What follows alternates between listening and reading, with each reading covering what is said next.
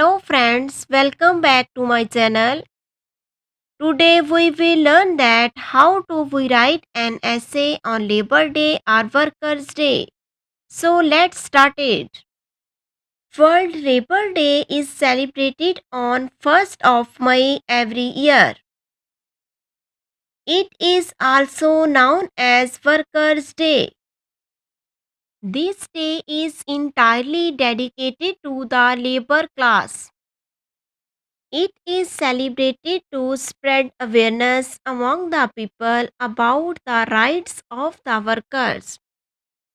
Laborers do hard work throughout the year in order to make smooth running of the factories and industries. Regardless of its origins, May 1st has become a day for workers to come together and demand better working conditions.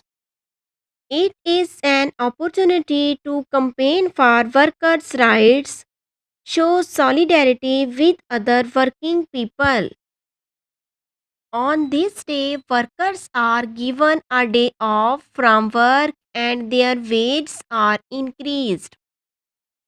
The growth of any country depends on the farmers and workers of that country.